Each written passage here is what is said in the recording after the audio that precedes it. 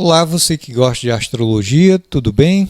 Aqui quem fala é o Marcos e você está no canal Candelabro Astrológico, o lugar onde se fala de astrologia de forma simples e fácil de entender.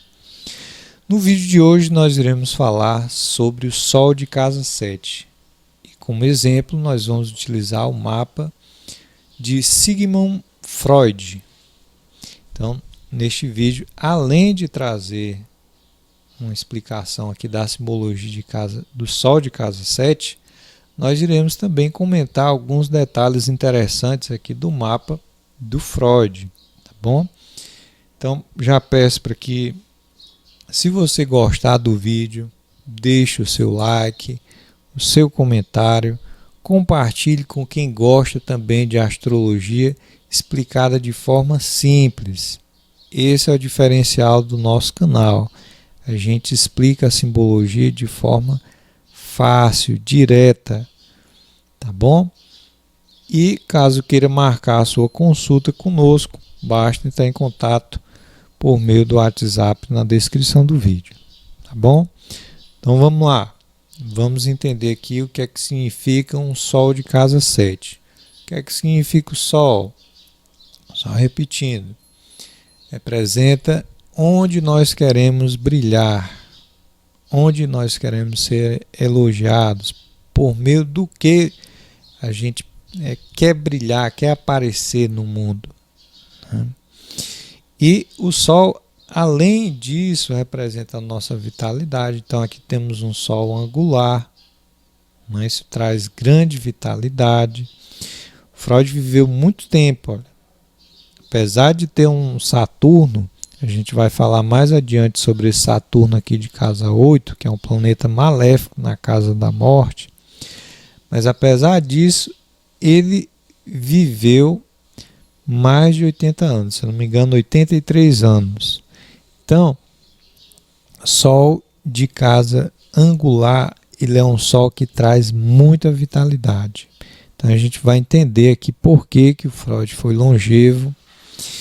Vamos ver também a questão da fertilidade e da briga dele com os amigos. Tá? Mas o foco é casa 7, é Sol. O Freud, além dele ter o Sol de casa 7, esse Sol ele rege a casa 10 que está vazia. Então, quem manda aqui na casa 10 é o Sol.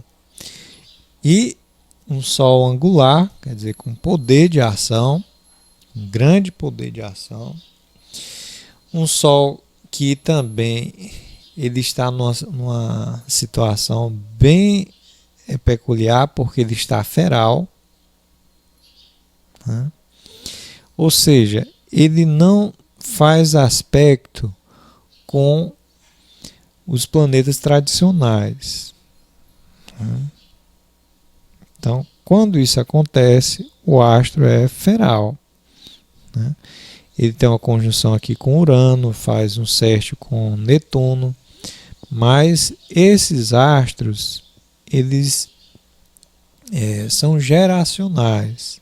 Então, quando o Sol ele não faz aspecto com os demais astros, com os 6 principais, né, além dele, diz que é um astro feral. E o Sol feral, né, assim como outros astros também, ele pode se manifestar ou de forma muito brilhante, muito maravilhosa, ou de forma bem ruim. Porque ele nem é ajudado, nem atrapalhado por outros astros na dinâmica dos aspectos. Então, isso é outro detalhe muito interessante. O mapa do Freud é um mapa onde a gente aprende muito. Então,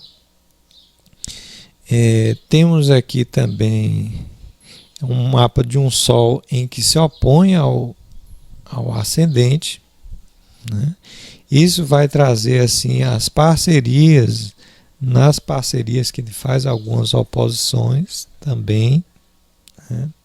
isso vai se traduzir também, vai ter outros desdobramentos, isso vai ser mostrado de outras formas também no mapa, como por exemplo, o regente do ascendente exilado, né, na casa dos amigos, ou seja, Marte, onde aparece, ele já tem a tendência a causar conflitos, briga, ainda mais exilado aqui em Libra na casa 11.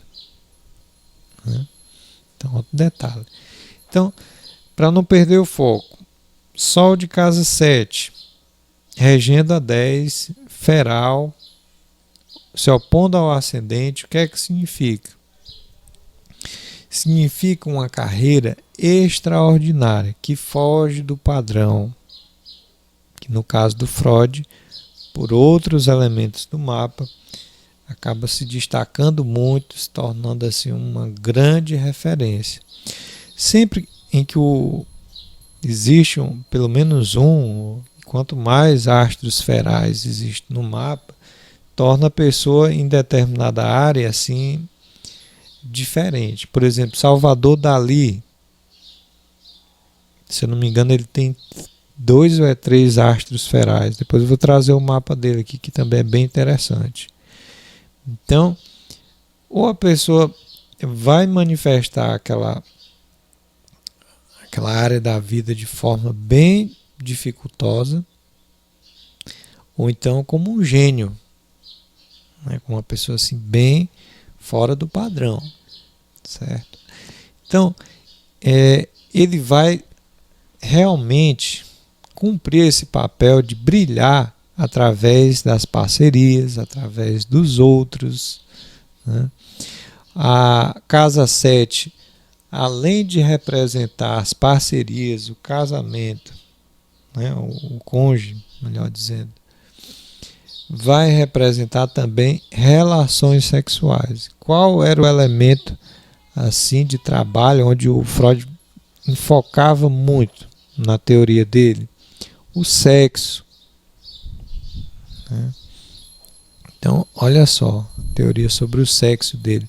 Então, regente da 10, né, interessado nesse assunto aqui, ou seja, o trabalho dele voltado ou para cliente, ou para questão do sexo, ou para, enfim, as parcerias. Né? Então, aqui vai mostrar, por exemplo, uma pessoa que teria uma grande tendência assim, de trabalhar através do outro, né? E brilhar por conta disso, brilhar através das parcerias, através do outro, ser elogiado pelo seu trabalho com o outro. Veja como se encaixa perfeitamente na história de vida do Freud. Né? Agora, outros detalhes aqui são interessantes de se notar. Né? Temos aqui um nativo que ele tem o ascendente em Escorpião. O regente de Escorpião não é Plutão, é Marte, né? E está exilado aqui em Libra, certo? Na casa 11, a casa dos amigos. Ou seja, Marte, onde ele aparece, é o deus da guerra. Onde ele aparece, ele tem a tendência a gerar conflitos. Ainda mais ele estando exilado, ou seja, ele não estando em casa, Marte rege Áries, ele está no signo oposto aqui, então é como se ele tivesse degradado. Então existe aqui um degredo, histórias de briga, de conflitos envolvendo os amigos. Inclusive ele brigou com outro grande psicanalista, o Jung, né? E possivelmente deve ter brigado bastante aí com os amigos, certo? Isso se traduz também, amigos ou sócios também que acabam sendo representados aqui por esse Sol que se opõe ao ascendente, certo? Parceiros que se opõem à perspectiva, ou seja, ao ascendente do nativo. Né? Outro detalhe interessante para quem quer saber sobre fertilidade. Olha, casa 5, temos aqui na cúspide peixes, signo fértil. Signos férteis são peixes, câncer e escorpião. Então temos aqui na cúspide da 5, peixes, o seu regente, que é Júpiter, está também aqui na casa 5 e em peixes. Isso se traduz assim com a abundância de filhos. Realmente o Freud teve muitos filhos, né? Até para quem considera o regente de peixes o Netuno, né, tá também em um signo fértil. Então a gente tem isso. Quando se observa a questão da fertilidade, se observa o signo da cúspide da casa e o regente desse signo, se ele está em signo fértil ou não.